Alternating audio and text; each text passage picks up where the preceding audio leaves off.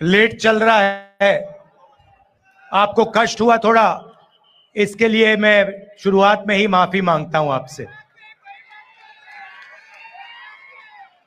मगर आज मैं आपको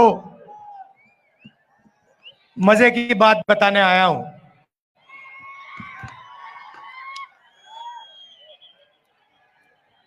सबसे पहले, यह साधारण चुनाव नहीं है, क्योंकि इस चुनाव में पहली बार, आजादी के बाद पहली बार एक ऐसी पार्टी है जो संविधान को खत्म करना चाहती है। उनका लक्ष्य सिर्फ चुनाव जीतने के कॉन्स्टिट्यूशन को, हमारे संविधान को खत्म करने का है।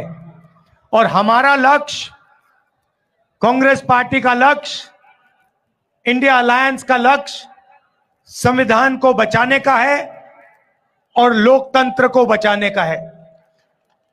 भाइयों और बहनों, इस देश में जो भी गरीबों को मिला है, जो भी प्रगति हुई है, पिछड़ों को, दलितों को, आदिवासियों को, जो भी गरीब लोगों को मिला है, वो संविधान के कारण मिला है। उसका वही कारण है। अगर ये लोग संविधान को खत्म कर देंगे तो हिंदुस्तान में गरीबों के लिए, किसानों के लिए, मजदूरों के लिए कुछ नहीं बचेगा। तो सबसे पहले आपसे यह कहना चाहता हूं कि पहली बार ऐसा चुनाव हो रहा है कि बीजेपी ने साफ सबके सामने कहा है, उनके एमपीओ ने साफ कहा है कि अगर हम चुनाव जीते तो हम हिंदुस्तान के संविधान को बदल देंगे। और मैं आपसे कह रहा हूं, उनसे कह रहा हूं, ऐसी कोई शक्ति नहीं है दुनिया में जो हिंदुस्तान के संविधान को बदल सके। अब देखिए, पिछले 10 साल नरेंद्र मोदी ने 22 लोगों को, सिर्फ 22-25 लोगों को लाखों करोड़ रुपए दिए हैं। 16 लाख करोड़ रुपए नरेंद्र मोदी जी ने हिंदुस्तान के सबसे अमीर 25 लोगों को दिए हैं, कर्जा माफ करके। 16 लाख करोड़ रुपए कितने होते, मैं आपको बता देता हूं। जितना पैसा मनरेगा को 24 साल चलाने के लिए लगता है,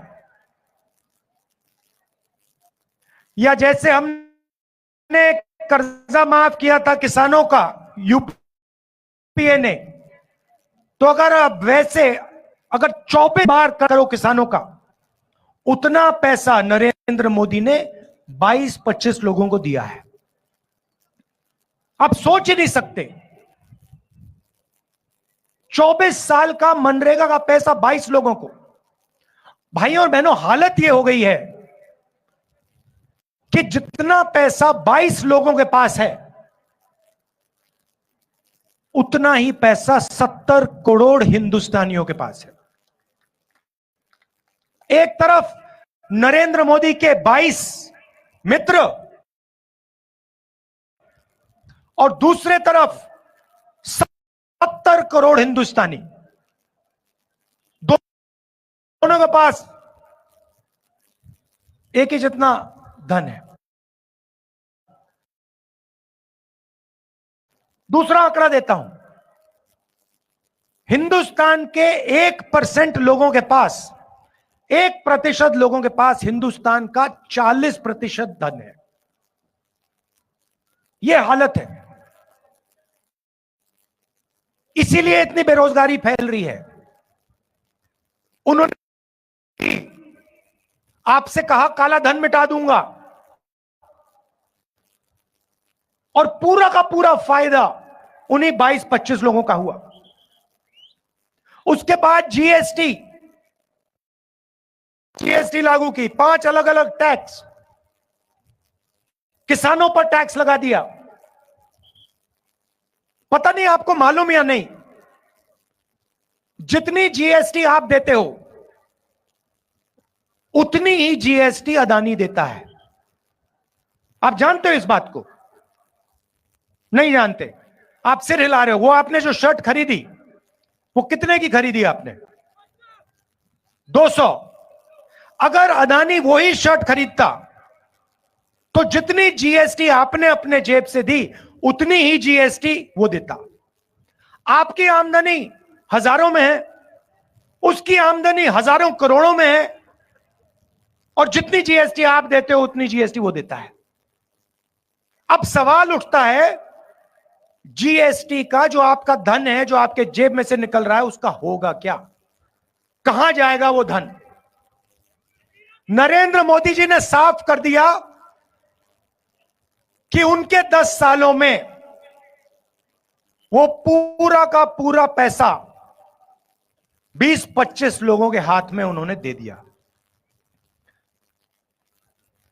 उन्होंने अरबपति बनाए हैं, 30-40 उन्होंने अरबपति बनाए हैं। अब मैं आपको बताता हूं कांग्रेस क्या करने जा रही है। उन्होंने 20-25 अरबपति बनाए, हम करोड़ों लाखपति बनाने जा रहे हैं। अब आप कहोगे कैसे? मैं आपको यह बताने आया हूं कि कांग्रेस पार्टी, इंडिया गठबंधन चुनाव के बाद करोड़ों करोड़ों लाखपति कैसे बनाने जा रही है। आप जानते हो कि हिंदुस्तान में महिला भविष्य की देखभाल करती है। यहां पुरुष बैठे हैं, महिलाएं भी बैठी हैं, देखिए ताली बजा रही हैं। अब देखिए 21वीं सदी में स्त्री और पुरुष दोनों जॉब करते हैं।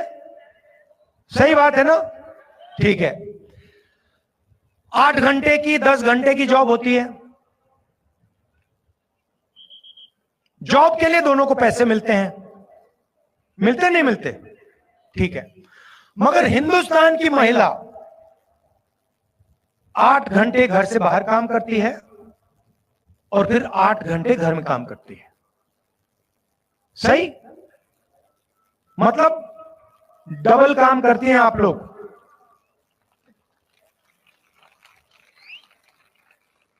देखो महिलाएं ताली बजा रही है, पुरुष ताली नहीं बजा रहे।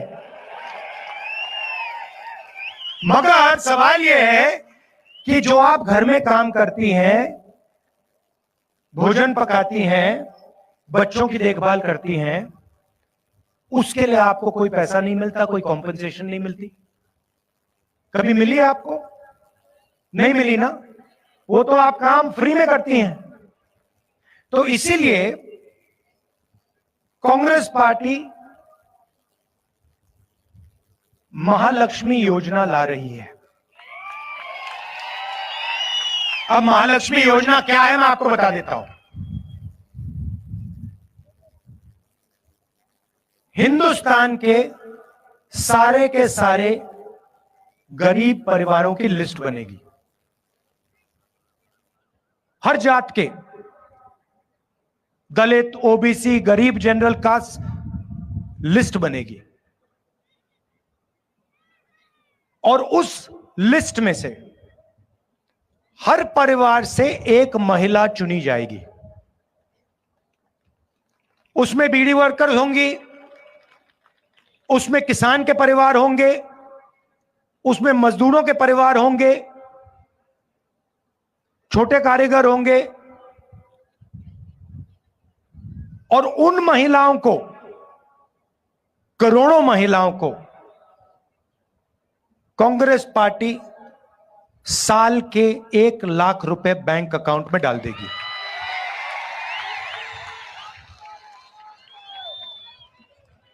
साल के 1 लाख रुपए, महीने के 8,500 रुपए, खटाखट खटाखट खटाखट खटाखट खटाखट अंदर। अब यहां पे पुरुष बैठे हैं, सबसे पहले देखिए पैसा महिलाओं को जाएगा, मगर मैं जानता हूं फायदा आप लोगों को भी होगा, ठीक है। मगर युवा कहेंगे कि आपने हमारे लिए क्या किया? नरेंद्र मोदी ने हमें बेरोजगार कर दिया, हिंदुस्तान का पूरा धन अदानी को दे दिया, नोटबंदी कर दी, जुमला पार्टी 2 करोड़ रोजगार देने थे, झूठ था, वो 15 लाख रुपए की बात की, कोविड आया, थाली बजवा दी, पकौड़े बनवा दिए, तो आप क्या करोगे? अब मैं आपको बताता हूं। अमीर घर के बच्चों को, ये जो बड़े बड़े बिजनेस वाले हैं, इनके बच्चों को जॉब मिलने से पहले ये टेम्पररी नौकरी दिलवाते हैं। इसको अप्रेंटिसशिप कहते हैं, इंटर्नशिप कहते हैं।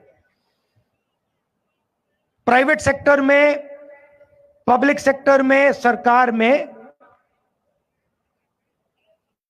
इनको एक्सपीरियंस के लिए काम दिया जाता है। जैसे अदानी की कंपनी में उसका बेटा काम करता है।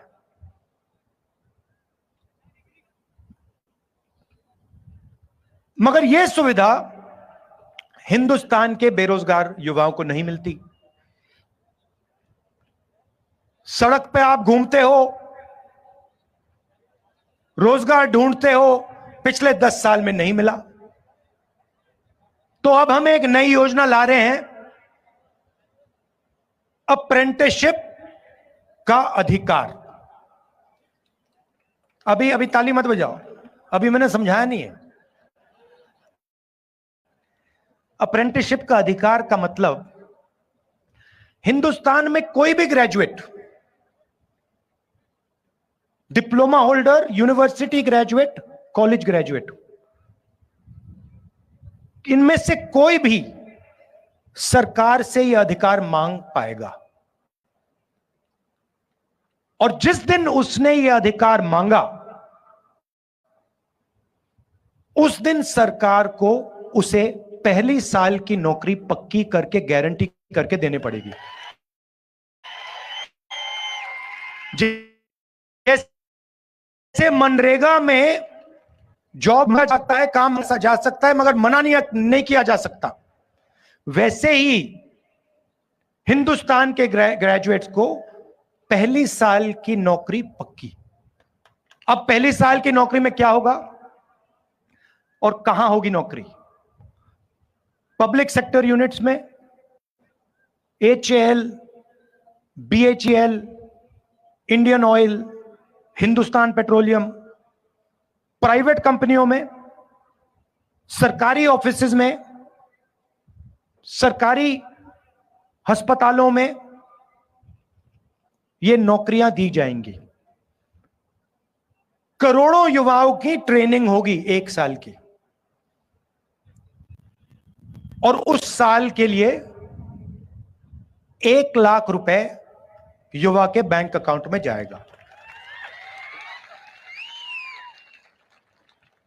8,500 रुपए महीने के, 1 लाख रुपए साल के, हर ग्रेजुएट के बैंक अकाउंट में कांग्रेस पार्टी डालने जा रही है। तो इस प्रकार से हम करोड़ों लाखपति बनाने जा रहे हैं। अब यहां किसान बैठे हैं, इन दोनों योजना का आपका फायदा होगा, मगर हम वहां नहीं रुके। आपने नरेंद्र मोदी से 2 चीजें मांगी, कर्जा माफी और कानूनी मिनिमम सपोर्ट प्राइस। हर किसान जानता है कि जब उसे अपनी फसल बेचनी पड़ती है तो जादू से फसल का दाम गिर जाता है, जादू से फसल दाम गिर जाता है और किसान को कभी भी सही दाम नहीं मिलता। बाकी लोग अपना प्रोडक्ट बेचें, उनको सही दाम मिलता है। कोई टूथपेस्ट बेचता है, कोई जूस बेचता है, कोई कुछ और बेचता है, चिप्स का पैकेट बेचता है, उसको सही दाम मिलता है। मगर जो इस देश की रीढ़ की हड्डी है, जो 24 घंटा खून पसीना देता है, उसे सही दाम नहीं मिलता। तो हमने 2 काम किसानों के किए हैं, करने जा रहे हैं। पहला काम, हिंदुस्तान के किसानों का हम कर्जा माफ करेंगे। ये अभी आप ताली जल्दी बजा गए, ये कर्जा माफी ये शुरुआत है, मगर हम सिर्फ कर्जा माफी नहीं करेंगे, हम किसानों के लिए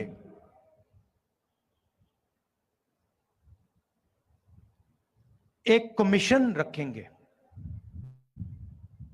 और इस कमीशन का काम जब भी किसानों को कर्जा माफी की जरूरत होगी, यह कमीशन सरकार को कहेगा और सरकार किसानों का कर्जा माफ करेगा। एक बार नहीं, जितनी बार आपको कर्जा माफी की जरूरत होगी उतनी बार यह कमीशन कर्जा माफी करवाएगा।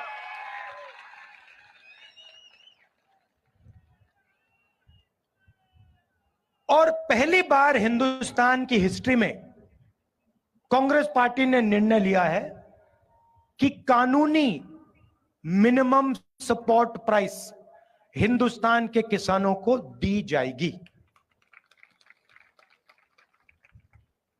भाई और बहनों, न्याय होना चाहिए। नरेंद्र मोदी जी ने हिंदुस्तान को अन्याय का कैपिटल बना दिया है। हर गरीब जानता है कि जितना अन्याय आज हिंदुस्तान में हो रहा है उतना शायद पहले कभी नहीं हुआ, अंग्रेजों के समय भी नहीं हुआ। मैं सिर्फ एक बात कह रहा हूं, अगर अदानी जैसे व्यक्ति का कर्जा माफ हो सकता है और अगर नरेंद्र मोदी अदानी जैसे लोगों का कर्जा माफ करेगा, तो कांग्रेस पार्टी किसानों का, मजदूरों का, दलितों का, गरीबों का कर्जा माफ करेगी। अगर नरेंद्र मोदी चाहते हैं कि किसानों का कर्जा माफ ना हो, तो फिर अरबपतियों का भी कर्जा माफ नहीं होना चाहिए। जो उनके लिए होता है वो किसान के लिए होना चाहिए, जो उनके बेटे के लिए होता है वो गरीबों के बेटों के लिए होना चाहिए। मैं सिर्फ ये कह रहा हूं। और नरेंद्र मोदी जी का काम आपके ध्यान को इधर उधर करने का है। घबराए हुए हैं, डर गए हैं, क्योंकि जानते हैं कि इलेक्शन हाथ से जा रहा है और इलेक्टोरल बॉन्ड्स में इतनी चोरी हुई है कि इलेक्शन के बाद उनकी मुश्किल हो जाएगी। तो घबराहट में है, तो एक के बाद एक झूठ बोल रहे हैं।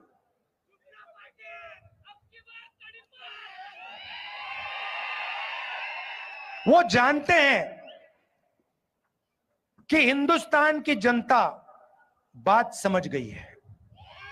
वो जानते हैं कि हिंदुस्तान की जनता इस चुनाव में संविधान की रक्षा करने के लिए खड़ी हो गई है।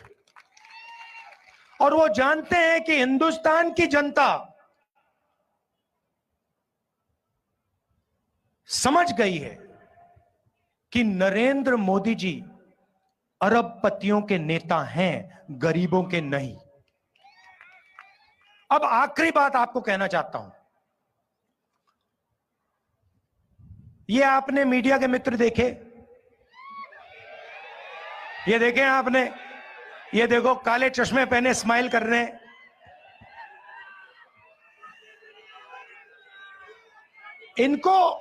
इनको आपने कभी भी किसानों की बात करते हुए सुना है, देखा है?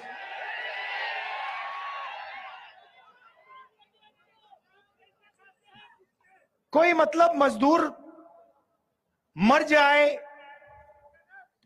भूखा मर जाए, कभी आपने टीवी पे देखा?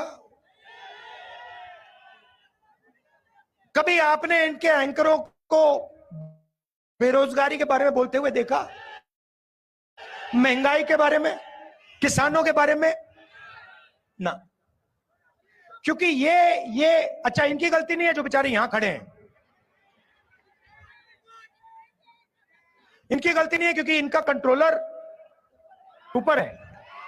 ये बेचारे सैलरी लेते हैं, इनको भी मतलब घर चलाना है, तो इनकी गलती नहीं है। हाँ, एक दो आजाद हो सकते हैं मगर बाकी गुलाम हैं।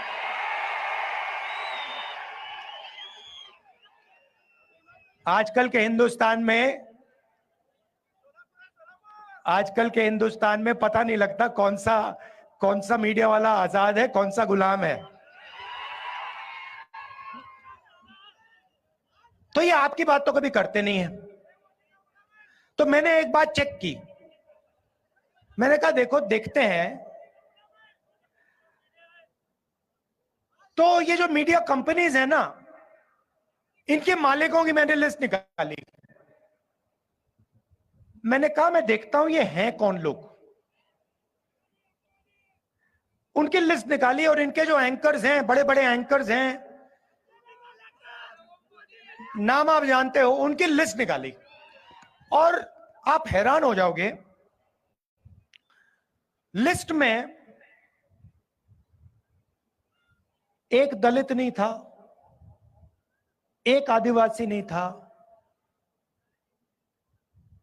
एक ओबीसी नहीं था, एक गरीब जनरल कास्ट का नहीं था।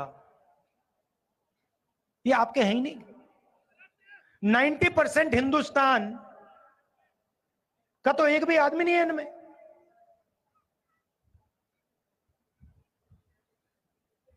पिछड़े वर्ग के कितने लोग हैं हिंदुस्तान में?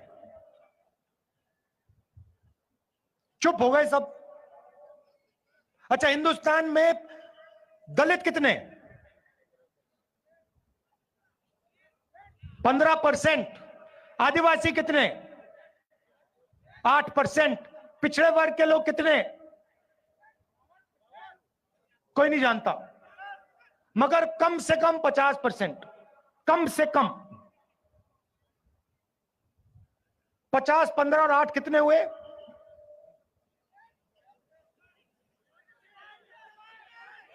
73। उसमें 15% माइनॉरिटी जोड़ दीजिए और 5% गरीब जनरल कास्ट जोड़ दीजिए, कितने हुए? 90 प्लस हो गए। 90% आबादी में से एक आदमी नहीं मिलेगा आपको मीडिया में, एक नहीं है। ये आपके हैं ही नहीं।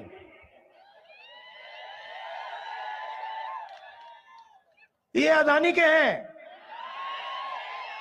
ये मोदी के हैं, ये अंबानी के हैं। ये आपकी बात थोड़ी करेंगे। अच्छा ठीक है, मीडिया छोड़ो, हिंदुस्तान की सबसे बड़ी 200 कंपनी की लिस्ट निकाली मैंने, उसमें बता दो, उस लिस्ट में, उनके मालिकों की लिस्ट में मुझे बता दो,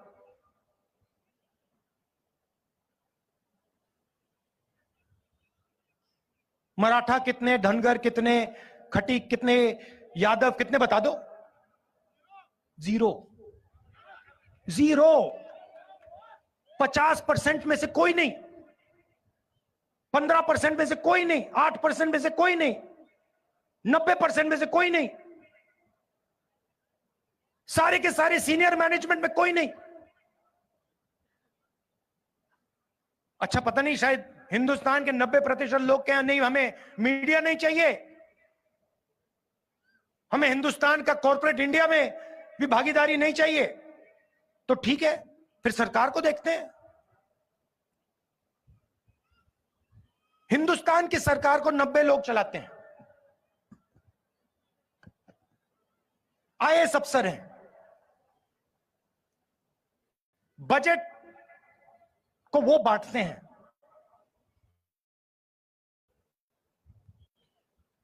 हर रुपया बजट का कहां जाता है वो निर्णय लेते हैं, 90 लोग लेते हैं।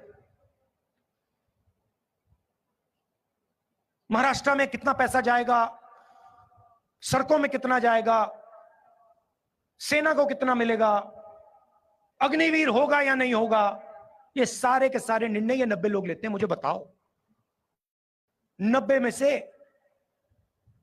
पिछड़े वर्ग के कितने? 3। दलित कितने? 1। आदिवासी कितने? 1।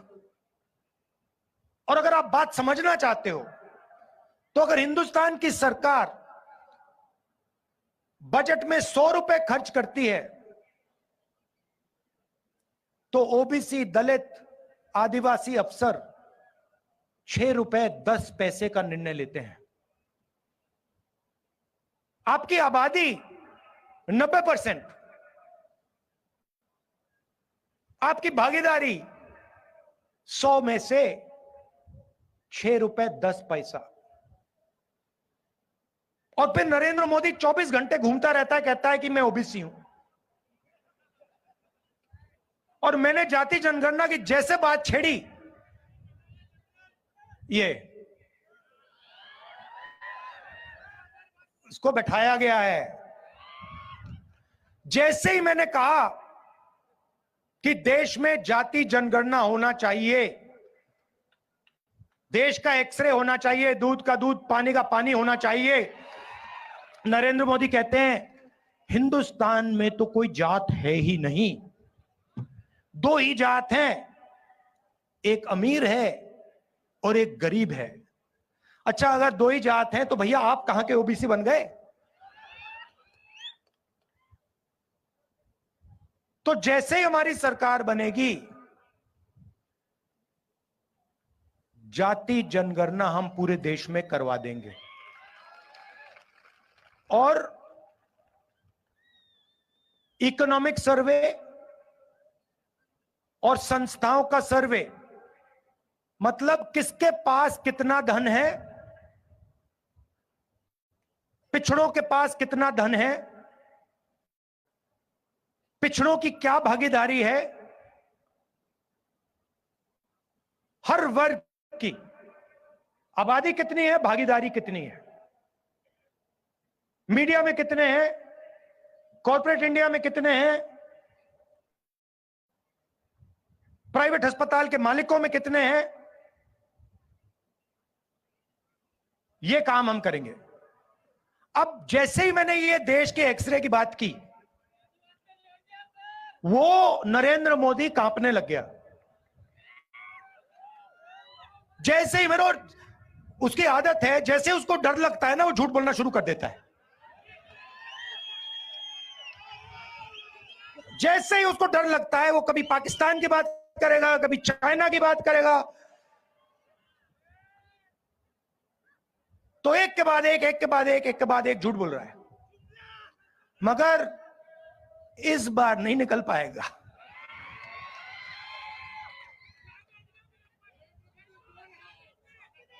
पता नहीं आपने सुना नहीं सुना, वो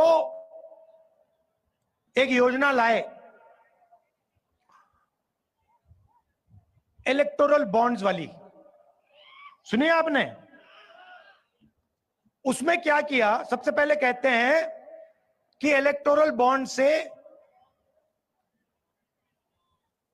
हिंदुस्तान में जो भ्रष्टाचार है वो खत्म होगा। और फिर क्या किया,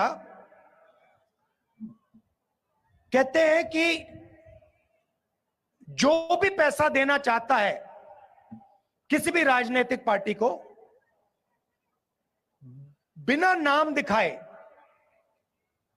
पैसा दे सकता है। सुप्रीम कोर्ट ने कहा भैया ये तो कानूनी नहीं है, इसको रद्द करो, और सुप्रीम कोर्ट ने उनकी स्कीम को रद्द कर दिया। उसके बाद नरेंद्र मोदी और सरकार जिन लोगों ने उनको पैसा दिया उनके नाम नहीं रिलीज करना चाह रही। सुप्रीम कोर्ट ने कहा भैया जिन्होंने आपको पैसा दिया उनके नाम दो और कौन सी तारीख पे पैसा दिया वो बता दो। स्टेट बैंक पर दबाव डाला, वो ये इंफॉर्मेशन रिलीज नहीं कर रहे थे। फिर इंफॉर्मेशन रिलीज होती है, पता लगा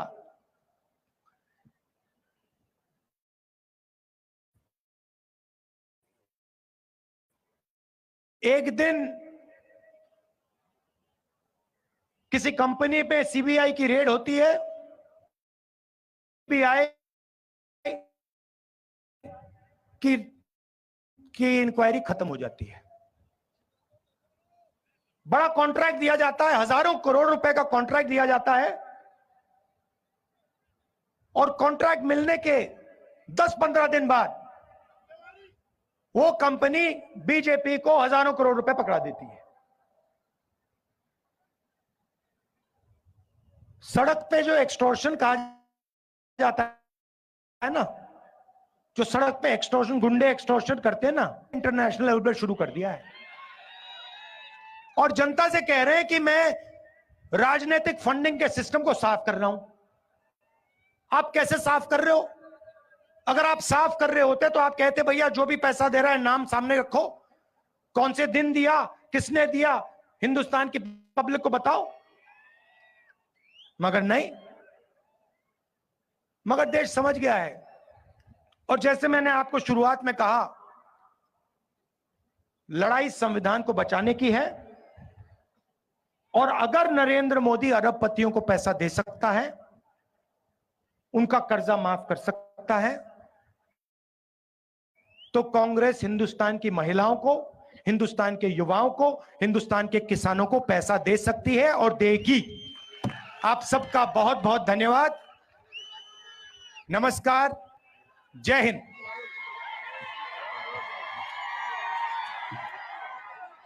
धन्यवाद राहुलजी। यानंतर